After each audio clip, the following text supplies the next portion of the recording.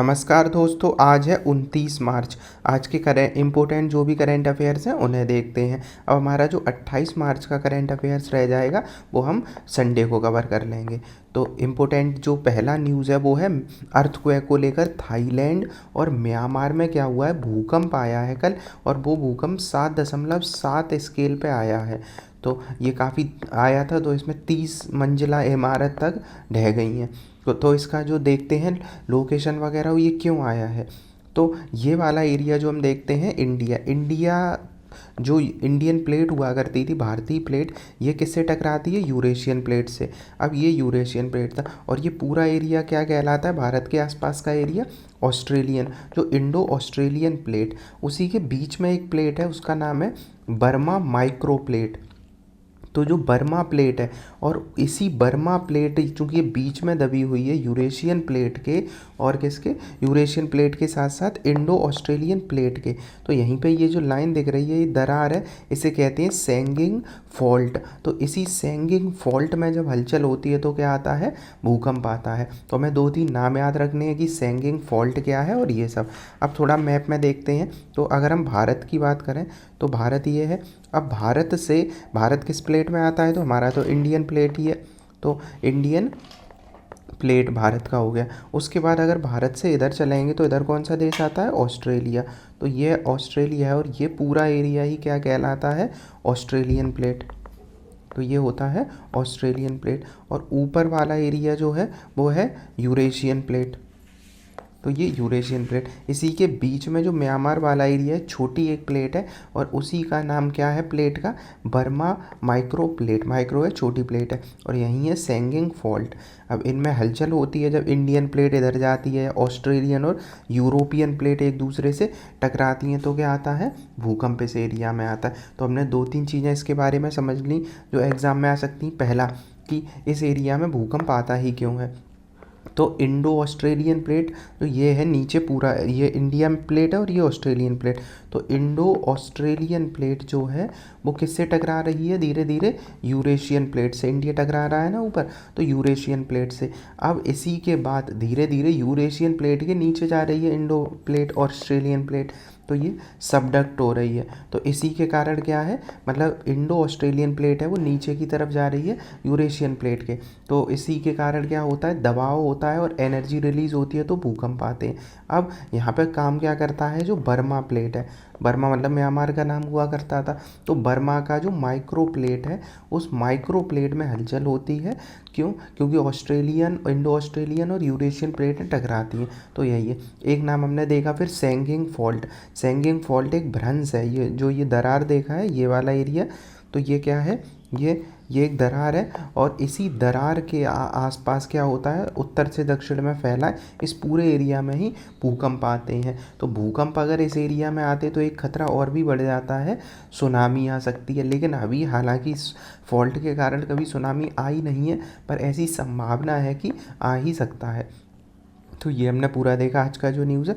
अगला न्यूज़ है एबेल पुरस्कार को लेकर। तो इसे कहते हैं मैथ का नोबल। मैथ का नोबल क्यों कहते हैं, क्योंकि मैथ में जो है वो नोबल पुरस्कार दिया नहीं जाता है, तो एबेल पुरस्कार दिया जाता है। तो जापान के गणितज्ञ हैं मासाकी काशीवारा। तो जापान के कौन से, मासाकी काशीवारा, इन्हें एबेल पुरस्कार जीता है। तो सबसे पहली चीज़ क्या हो गई, किसे मिला है, तो मासाकी को मिला है। किस लिए मिला है, तो उन्हें अलजेब्रा, बीजगणित के लिए मिला है। उनके कुछ सिद्धांत हैं, उनके नाम देख लेने हैं। एक तो है प्रतिनिधित्व सिद्धांत, डी मॉड्यूल्स, और डी मॉड्यूल्स के बाद है क्रिस्टल वेव्स की खोज के लिए दिया गया है। तो उन्होंने कुछ खोजें करी हैं, उन्हीं के लिए उन्हें दिया गया है। अब एबेल पुरस्कार क्या होता है, तो मैथ में सबसे बड़ा पुरस्कार यही माना जाता है, और चूँकि मैथ में नहीं दिया जाता है नोबल पुरस्कार, अगर पूछ ले मैथ में नोबल पुरस्कार दिया जाता है तो नहीं है। अब दिया क्यों जाता है, तो नॉर्वे के मैथमेटिशियन हुआ करते थे नील हर्निग एबेल। तो नील हर्निग एबेल हुआ करते थे, उन्हीं के नाम पे ये दिया जाता है। एबेल पुरस्कार तो ये कहता है कि मतलब जो एबेल पुरस्कार का प्रथम योगदान क्या है कि सामान्य जो होते हैं इक्वेशन वगैरह, उनके मैथ वगैरह में इन्होंने जो हुआ करता था ना एबेल, उन एबेल का क्या योगदान हुआ करता था, तो उन्होंने क्वांटिक इक्वेशन हुआ करती हैं मैथ की, उन सबको हल करने का प्रयास किया था। तो ये वाली चीज़ है। इसके बाद मेन जो आएगा वो यही आएगा कि किस संस्था के द्वारा दिया जाता है, किसे मिला है, तो नॉर्वे के द्वारा ही ये दिया जाता है। तो नॉर्वे की संसद ने 2002 से एबेल पुरस्कार की जयंती पर यह पुरस्कार शुरुआत करा था। तो कब किया गया था, ज़्यादा पुराना नहीं है, 2002 से ही स्टार्ट किया गया है। पहला पुरस्कार जीन पियरे शेर को ये दिया गया था। अब मेन है जो आएगा पेपर में वो आएगा मासाकी काशीवारा के बारे में। तो इन्हें मैथ के लिए ही दिया गया है, पूरे मैथ के क्षेत्र में इन्होंने काफ़ी किए। इनका जो मेन सिद्धांत है वो डी मॉड्यूल्स है। तो एक तो पेपर में ये आ सकता है सीधा कि डी मॉड्यूल्स क्या है, किससे संबंधित रहा है, तो इसे समझते हैं। जो जिस पे इन्होंने खोज करी है डी मॉड्यूल्स, तो ये मैथ और फिजिक्स को मिला के एक तकनीक है। तो अगर डी मॉड्यूल्स पूछे तो ये केवल मैथ नहीं है, मैथ मतलब एलजेब्रा वाला जो इनका मैथ है, मैथ प्लस फिजिक्स दोनों को मिला के एक उन्होंने टेक्नोलॉजी की है जिसे पार्शियली डिफरेंट इक्वेशन कहा जाता है। तो इसी में क्या है, प्रतिनिधि सिद्धांत में क्रांतिकारी बदलाव किए हैं। इससे हो क्या क्या जटिल बीजगणितीय संरचनाएं होंगी, उन्हें हल करने में मदद मिलेगी। अब हमें मैथ की इक्वेशन तो सॉल्व करनी नहीं, हमें ये समझना है डी मॉड्यूल्स किसने दिया था और डी मॉड्यूल्स क्या है। तो मैथ की एक इक्वेशन है और इसी के लिए जो अभी क्या मिला है, एबेल पुरस्कार मिला है। और मैथ में किस टॉपिक से संबंधित है, तो एलजेब्रा से संबंधित है। अब इसे समझते हैं कि इन्होंने कहा है जटिल बीजगणितीय संरचनाएँ कैसी हैं, मतलब जिनके लिए ये दिया गया है, इन्हें सॉल्व किया जा सकता है। तो इसका ऐसे सोचो कि जो अभी हमने देखा कि मैथ प्लस फिजिक्स का है, तो इसमें क्या है, एक तो मैथ यूज़ हो रहा होगा, मैथ में होता है लीनियर इक्वेशन, जो लीनियर अलजेब्रा होता है, तो वो होता है, प्लस में क्वांटम मैकेनिक्स का यूज़ करेंगे। किसका, क्वांटम मैकेनिक्स, जो किसका पार्ट होता है, फिजिक्स का। तो क्वांटम प्लस अलजेब्रा दोनों का ये यूज़ करके बनाते हैं, इसमें प्रॉब्लम को सॉल्व करेंगे। अब प्रॉब्लम कैसी हो सकती है इसे समझते हैं। जैसे कि सबसे आसान इसका एग्जांपल है कि तवे पे गर्म तवा है और उस पर क्या रख दी है, बर्फ़ रख दी है। बर्फ़ अब कितनी देर में पिघलेगी, डी मॉड्यूल से सबसे आसानी से पता चल सकता है। तो क्या है, गर्म तवे पे हमने बर्फ़ रखी है और ये कैसे हमें पता चलेगा कितनी देर में पिघलेगी, तो ये देखा हमने। इसके बाद उनका है क्रिस्टल बेसिस, दूसरा जो उनने खोज की है वो क्या है, क्रिस्टल बेसिस। इसमें भी वही है, मैथ की संरचनाओं को क्या जो गणनाएं होती हैं उन्हें सरल किया है। तो इसमें क्रिस्टल है ना, नाम क्रिस्टल, क्रिस्टल मतलब टुकड़े टाइप के हैं। तो इसमें ऐसे समझो कि एक पूरा पहले कुछ बना हुआ था संरचना, फर्नीचर था कुछ, उसे हमने क्रिस्टल में बनाया था, मतलब क्रिस्टल में हमने टुकड़ों में तोड़ दिया है उसे और उसे अलग अलग कर दिया। अब हर एक ब्लॉक जो है, ये वाला ब्लॉक, ये वाला, की एक अलग विशेषता है और वो ब्लॉक इस अगर जुड़ जाएगा तभी तो वो पूरी चीज़ें बनेंगी, पर अलग ब्लॉक को आसानी से समझा जा सकता है एक एक करके। तो सरल टुकड़ों में तोड़ दिया जाता है, मतलब मैथ की जो चीज़ें होंगी कठिन, उन्हें ब्लॉक्स में तोड़ दिया जाता है। मैथ प्लस क्वांटम में ये भी यूज़ होता है। तो ये वाली चीज़ें क्या हुई, क्रिस्टल अगर बेसिस आ जाए तो इसमें क्या होगा, कोई प्रॉब्लम होगी, छोटे छोटे बॉक्स में तोड़ दी जाएगी, जैसे एक फर्नीचर या कुछ है उसे छोटे छोटे क्रिस्टल में तोड़ दिया जाए। तो ये इसमें सुपर कंडक्टिविटी और क्वांटम कंप्यूटर को समझने में इससे मदद मिलती है। तो ये दोनों चीज़ें हमने देखी, इन्हें जो मिला है पुरस्कार के लिए समग्र। अब मैथ पे तो प्रभाव इसका पड़ेगा ही है, अब अलजेब्रा में नए नए आयाम इससे जुड़ेंगे जो उन्होंने खोजें की हैं। तो ये सारी चीज़ें रही हैं। क्या भारतीय किसी मैथमेटिशियन को ये अभी तक मिला है, तो अब तक कोई भारतीय निवासी है जो मतलब भारत का है व्यक्ति, उसे पुरस्कार नहीं जीता है। भारतीय मूल के गणितज्ञ जो थे उन्हें मिला था ये श्रीनिवास बरधान, मतलब भारत के निवासी नहीं थे, भारतीय मूल के थे, रहते बाहर थे। तो इन्हें 2007 में मिला था। तो ये भी आ सकता है कि किसी भारतीय को ये नहीं मिला है, पहली चीज़। हाँ, भारतीय मूल के व्यक्ति हैं श्रीनिवास, उन्हें ये दिया गया था। योगदान क्या था इनका, तो प्रोबेबिलिटी थ्योरी जो होती है, संभाव्यता, लार्ज डेविएशन थ्योरी। अब ये नहीं आएगा कि ये वाली थ्योरी के लिए उन्हें मिला था किसे, तो ये है। तो 2003 से स्टार्ट हुआ, 7 में इन्हें मिला था श्रीनिवास को, 23 में अभी मासाकी काशीवारा को बीजगणित के लिए मिला है। अब इससे संबंधित छोटे छोटे कुछ क्वेश्चन हैं जो पूछे जा सकते हैं। अगला है एमआरआई को लेकर। तो भारत का पहला स्वदेशी एमआरआई स्कैनर बनाया गया है। तो किसने बनाया, सबसे पहली बात है तो एमआरआई बनाया है एम्स ने।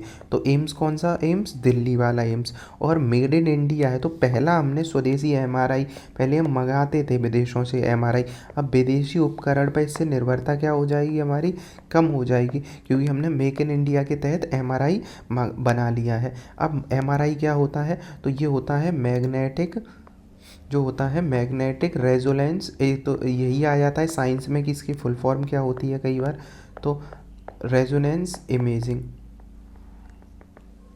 तो मैग्नेटिक रेजोनेंस इमेजिंग जो होती है, तो इसमें क्या है, नाम क्या आ रहा है, मैग्नेट, मतलब चुंबक जैसा कुछ हो रहा होगा।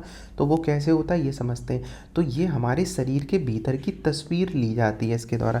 तो एमआरआई के द्वारा हमारे शरीर की तस्वीर ली जाती, पर मैग्नेट का फिर क्या यूज़ है, तस्वीर तो कैमरे से भी ली जा सकती। तो मैग्नेटिक और रेडियो वेव्स का उपयोग किया जाता है इसमें। कौन कौन सा, मैग्नेट हो गया प्लस रेडियो वेव। तो मैग्नेट प्लस रेडियो वेव जो होती हैं उनका इसमें यूज़ किया जाता है, और उपयोग करके शरीर के अंगों, मांसपेशी, नसें, ऊतक, इन सब को रेडिएशन के स्कैन किया जाता है। तो ये हमने देखा।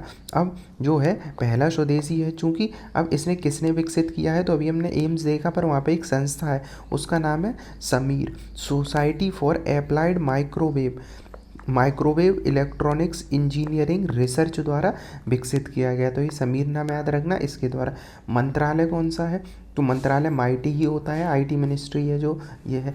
स्कैन इरा, मतलब स्कैन इरा में कौन सा है कि जो इस द्वारा विकसित किया गया है, मतलब एक पहले से कार्यक्रम चल रहा था अभियान, इसमें क्या था, स्वदेशी चुंबकीय अनुसंधान चित्रण, एक राष्ट्रीय अभियान 2014 में शुरुआत हुई थी कि भारत में ही ये ऐसी चीज़ें बनाई जाने लगी स्कैन वगैरह करने वाली। तो उसी अभियान के तहत कब से ये स्टार्ट हुआ था, 14 से।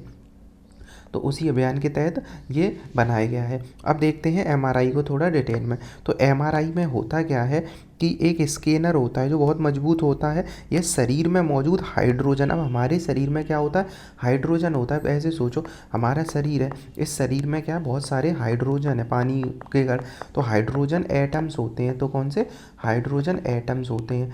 अब ये एटम्स पूरे शरीर में मौजूद होते हैं, मतलब पानी पूरे शरीर में। पर जब एमआरआई में व्यक्ति को क्या लेटाया जाता है, मशीन में उसे लेटा दिया गया, अब क्या होगा, एक चुंबकीय क्षेत्र बनाता है, मैग्नेटिक जो एमआरआई मशीन होती है वो चुंबकीय क्षेत्र बना रही होती है, जैसे कि एमआरआई में लेटा दिया गया।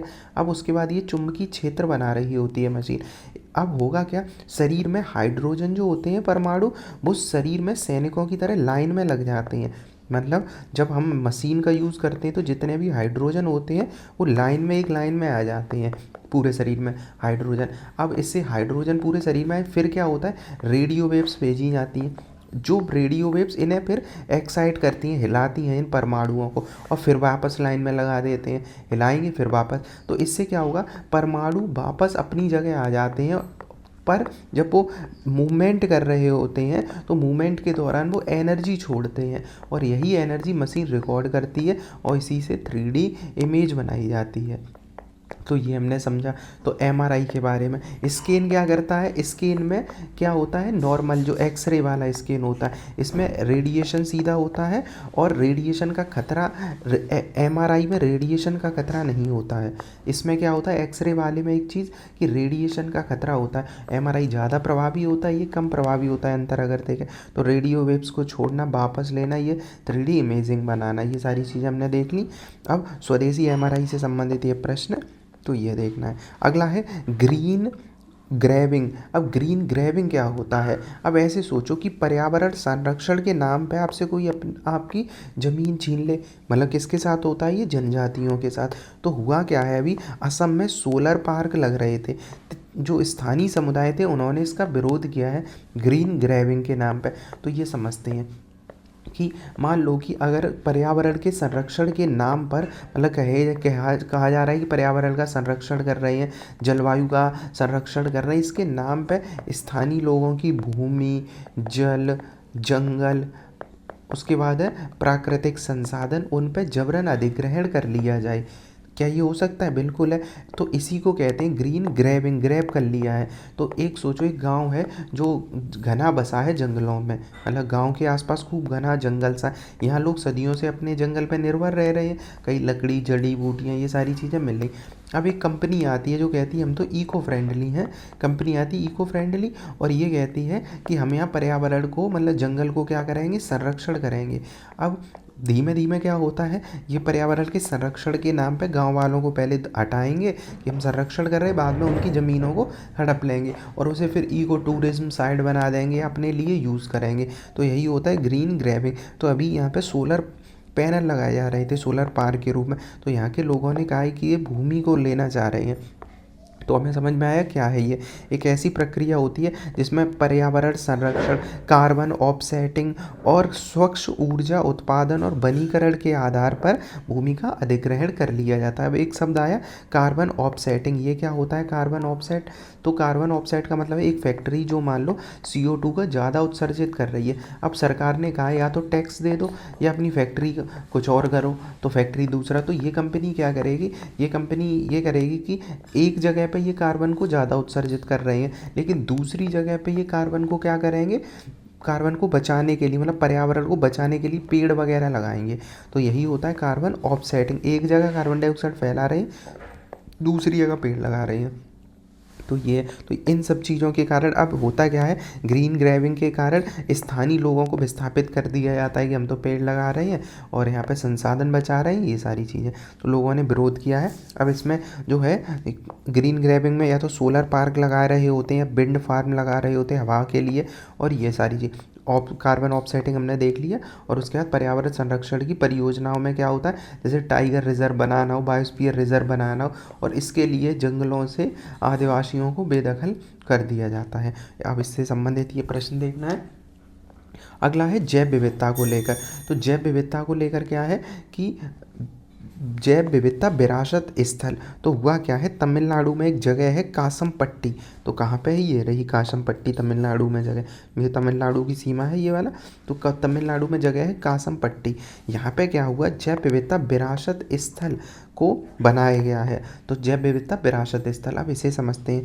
तो तमिलनाडु के कासमपट्टी में राज्य का दूसरा जैव विविधता विरासत स्थल घोषित किया गया है। कहाँ का, राज्य का। तो राज्य के अंतर्गत ही आता है, मतलब ये ऐसा नहीं है इंटरनेशनल वाला। तो क्या है कि राज्य के द्वारा घोषित किया यह डिंडीगुल जिले में जो है अलमगर्ल मल्ले रिजर्व है। एक कौन सा है, अलगरमर्ले करके एक रिजर्व है, फॉरेस्ट, उस पर स्थित है। तो ये राज्य का पहला, मदुरई में पहला हुआ करता था, और दूसरा ये वाला हो गया है कौन सा, जैव विविधता प्राकृतिक स्थल जो है कहाँ पे, कासमपट्टी में। तो ये देखा। अब जैव विविधता किस कानून के तहत इन्हें बनाया जाता है, तो अपना जो जैव विविधता अधिनियम आया था 2002, उसके अंतर्गत बनाया जाता है। स्थानीय सरकार, स्थानीय निकाय जो होते पंचायत वगैरह, उनसे परामर्श करते हैं, ये सारी चीज़। उद्देश्य क्या होता है, वही पर्यावरण का संरक्षण। तो यहाँ जैव विविधता इस एरिया में ज़्यादा पाई जाती है, और यहाँ पे स्थानीय प्रजातियाँ हों, कीस्टोन प्रजातियाँ हों, और संकटग्रस्त प्रजातियों का संरक्षण करना हो, तब ये स्थान घोषित किया जाता है जैव विविधता विरासत स्थल। विरासती तो है, पुराना है, तो ये हमने देखा। तो जो फॉरेस्ट है इसका नाम याद रख सकते हैं, नाम है, कठिन सा थोड़ा नाम है, एक तो अलग से याद कर ले, अलगरमर्ले करके है ये, तो ये नाम याद रखना है। और जगह का नाम है कासमपट्टी जो जगह है। जैव विविधता विरासत स्थल से संबंधित ये प्रश्न देखना है। तो ये हमारा हुआ 29 मार्च का आज का करंट अफेयर्स।